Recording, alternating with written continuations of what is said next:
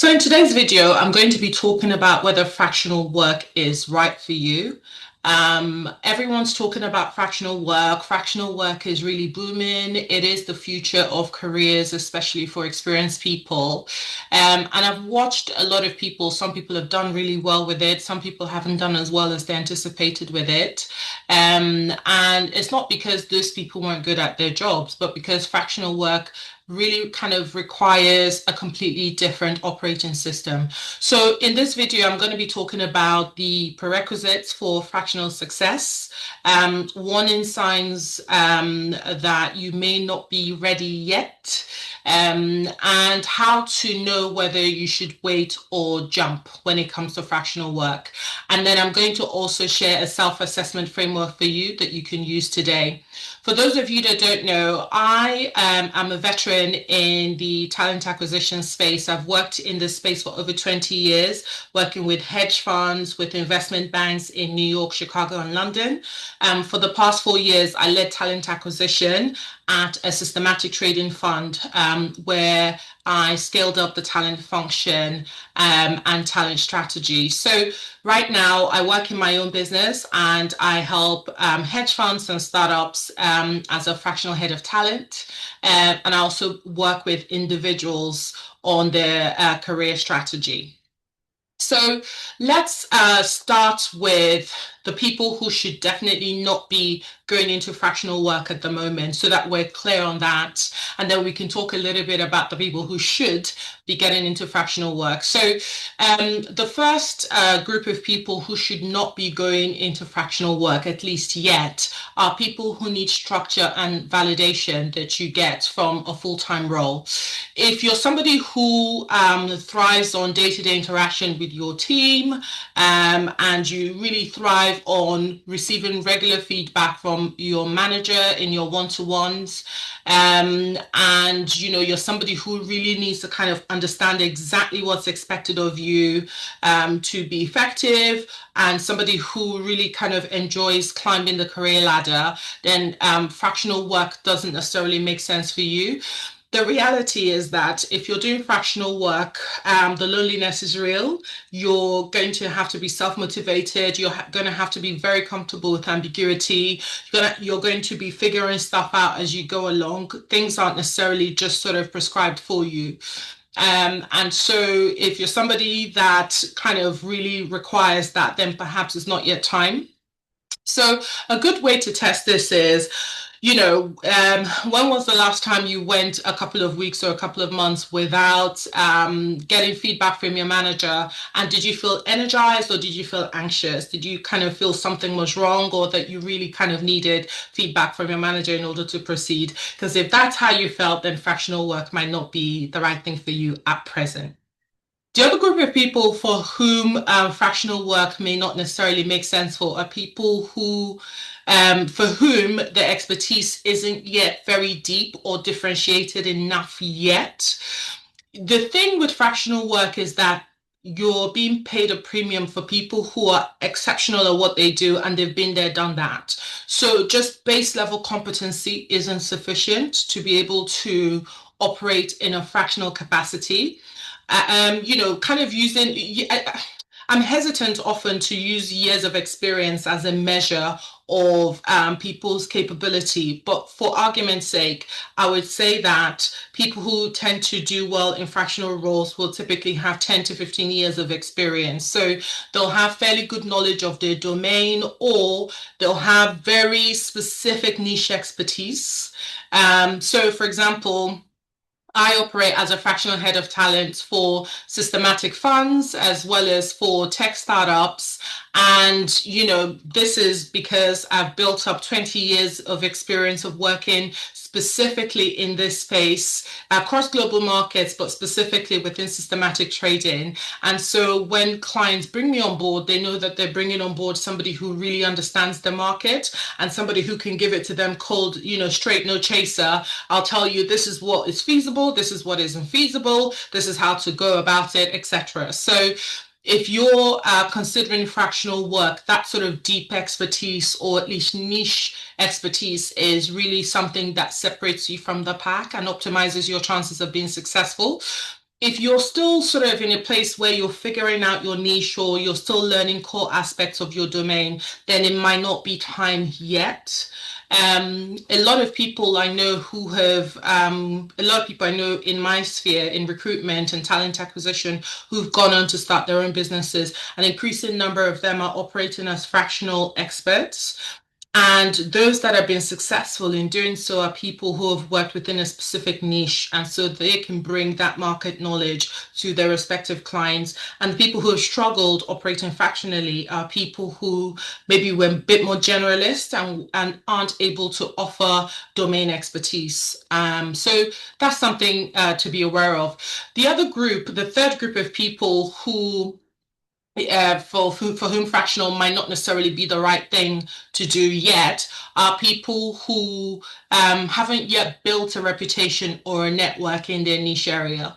A lot of fractional work is referral based or at least reputationally based. So even if someone doesn't necessarily know about you specifically, they may have heard of you or they may have heard about the company that you worked in. They might be aware of your work by proxy.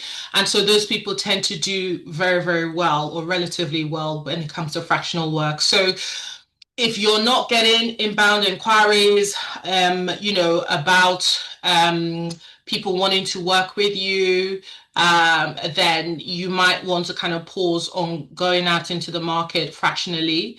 And I think a good way to think about it is if you announce that you are going to be opening up fractional services tomorrow, are there a bunch of people who would hit up your inbox wanting to work with you immediately? If you can't think of that, then it might be time to invest in your network, nurturing your network, building out your network before going out into fractional work. The last sort of group I want to talk about are people who don't necessarily have a financial runway yet.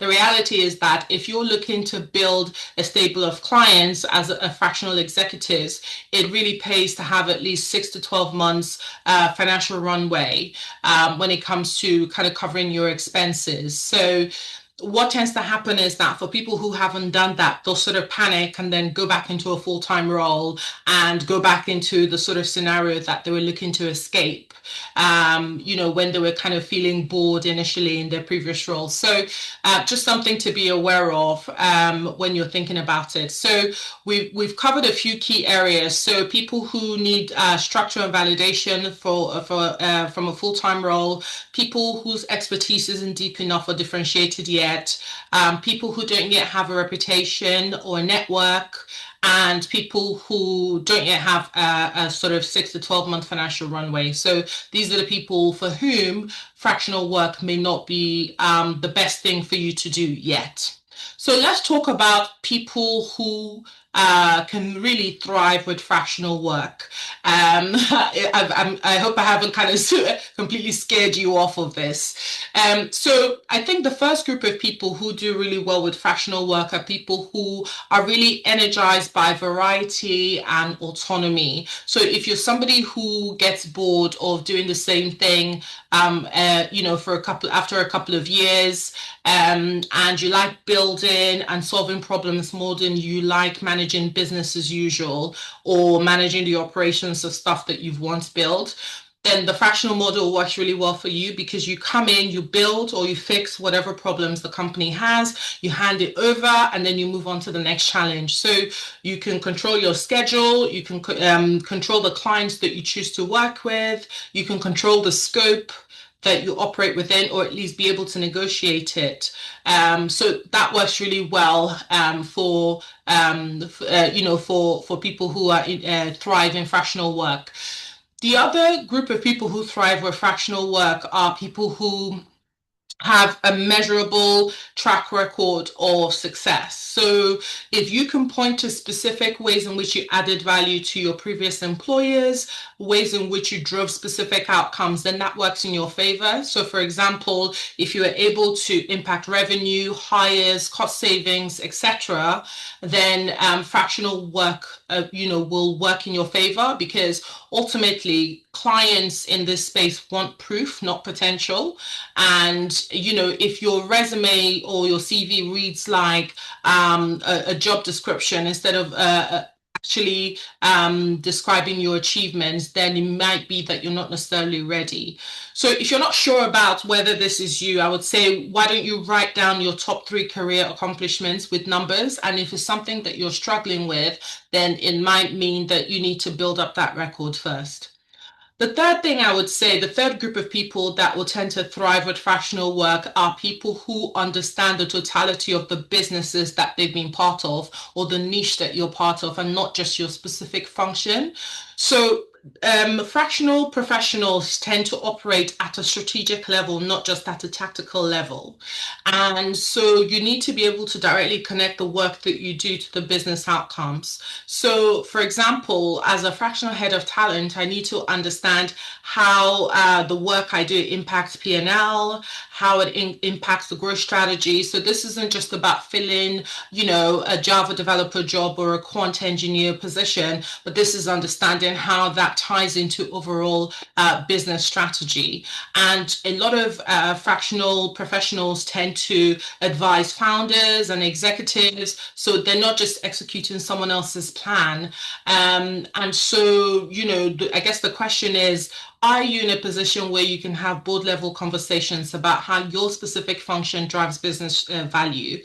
Because if that's not something you feel equipped to do, then it may not necessarily be the right thing for you. But if that's something you've done before and you've thrived doing that, then someone like you will do very well with fractional work. The other thing is, and this is the area that a lot of people struggle with, and that's with self-promotion and sales, because ultimately, unless you're one of the lucky few people that has a long line of clients waiting to work with you, and they're happy to just sort of wait until you have the capacity to be able to work with them. For a lot of people, after your kind of maybe initial runway and your referrals, you'll have to go out into the market to seek out fractional clients. And so, going fractional means that you're effectively running a business. And so you need to be able to, send proposals, pitches, negotiations, put a post on LinkedIn, help people find you, make it easy for people to find you. And so, this is one area that I know that a lot of people struggle with. People just want to be able to do the work, and struggle with putting themselves out there to sort of get the right clients. So I think that that's an important thing to just kind of reconcile with. And then I would say that the last group of people who tend to do very well with fractional work are people who have a specific niche. So for example, it's not just sufficient to be a CFO. I think if you're a CFO, for example, specifically within the recruitment business or specifically for systematic trading funds, then that lends itself really well to fractional work because, your prospective clients can see the evidence that you understand the domain, you've solved the sort of problems that they're likely to face, and that you can really come in and add significant value. So fractional CFO for pre-series, A SaaS companies, for example, or someone like me, fractional head of talent for systematic hedge funds, or fractional CTO for AI startups. So I think having a specific niche tends to work better and play better to the market than having generalist skills. So, hopefully that kind of helps you with clarity on the groups of people where it doesn't necessarily make sense to pursue fractional work yet, and the groups of people for whom it most likely makes sense for you to pursue fractional work to if that's something that you're interested in. So, let's talk a little bit about the self-assessment framework that I came up with. And these are just, really kind of simple 5 questions for you to ask yourself if this is something that you're deliberating over. So the first thing is, let's look at your depth of expertise. So on a scale of 1 to 5, I'd like you to grade yourself on your depth of expertise, where one is you still learning your function, and five is that you're the top 5%, 10% in your field, and you're somebody that people will often come to for advice. Now, to go fractional, ideally, you need to be at a 4 or 5 because clients will pay premium for mastery and not just competence. So, something to be aware of. So the first thing is looking at your depth of expertise. The second thing is the strength of your network. So I'd like you to also score yourself on a scale of 1 to 5, where 1 is you have zero network and you'd absolutely have to do cold outreach for clients. 3 is maybe that you have some warm connections. Some occasional inbound stuff. And then 5 is where you have regular inbound inquiries and a really strong referral network. Again, to go fractional, I'd say ideally you want to be at a 4 or 5 to go fractional. I mean, you can do it if you are to 3, but it'll take a lot of work and you probably need a longer runway. So fractional work tends to be relationship driven, at least initially, rather than job board driven. It may change in future, but essentially that's kind of where things are at present. The third thing we talked about before, which is about having an appropriate financial runway, at least 6 to 12 months runway. So I'd like you to score yourself on a scale of 1 to 5, where 1 is less than 3 months expenses saved and 5 is 12 plus months runway or a steady side income. And so you can score yourself there. Number 4 is autonomy tolerance. So I'd like you to score yourself on a scale of 1 to 5, where 1 is you need in structure, feedback, team environment, direction, etc. And 5 is you thrive in ambiguity, extremely self-directed, don't need external validation, you're happy to just get on with it. To go fractional, ideally, again, you need to be 4 or 5. I would say 3 is somewhere in the middle where you can work independently, but ideally you prefer collaboration. So grade yourself on a 1 to 5. In fractional work, you're alone a lot, you set your own direction, you're not necessarily going to get validation, you're judged on the success of the projects that you've worked on. So just something to be clear on. And then the last thing, number 5, is sales comfort. How comfortable are you in promoting yourself, in selling your services to prospective clients? So on a scale of 1 to 5, I'd like you to grade yourself where 1 is I absolutely cringe and I hate self-promotion and I hate sales conversations and this is just the worst thing you could ever ask me to do. And 5, where 5 is I enjoy business development. I'm comfortable talking about my skills and what I can do.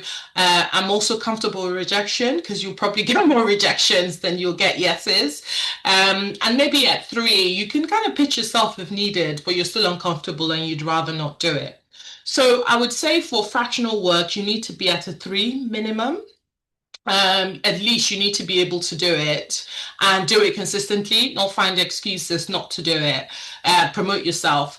So you're always selling to clients, to other teams, to new prospects. So just something that you need to be aware of. So after you've sort of graded yourself on that 1 to 5 scale, if you've got over 20 points, you need to just go fractional. You're good. Right, you're good to go fractional. If you've got between 15 and 19 points, I would say you're close. You can probably spend the next 6 to 12 months really sort of identifying the areas that you scored low points and really focusing on working on those areas. If you've got between 10 to 15 points, I'd say you're not ready yet. You probably need to invest time in building your expertise, building your track record, building your network, and then revisit in a number of years. It might be something that you want to do in the medium term in 2, 3, 4 years. And then if you've got below 10, I would say consider other career pathways. Maybe fractional might not necessarily be the right one for you, at least right now. It's important that I think it's not just important to be able to do the work. I think the timing of the work as well and being able to handle the mental load of constantly putting yourself out there, etc. You need to be in that position. So if you scored below 10, I'd say probably consider other career pathways, particularly full-time work. So you don't necessarily need um, to have perfect scores with this framework.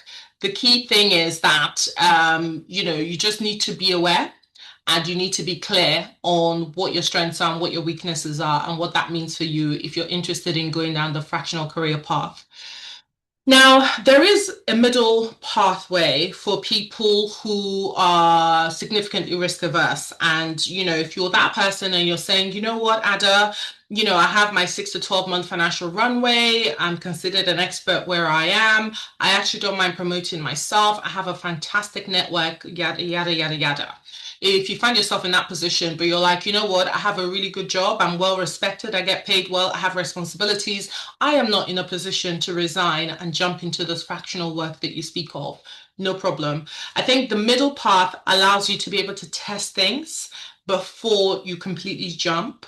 So if you're somebody that thinks this could potentially be a viable career path for you, but you're not 100% sure, there are a few things that I would suggest here. I'd suggest three things. So the first is take on some fractional adjacent projects. So, taking some advisory work or consulting work or coaching work and do so around your 9 to 5.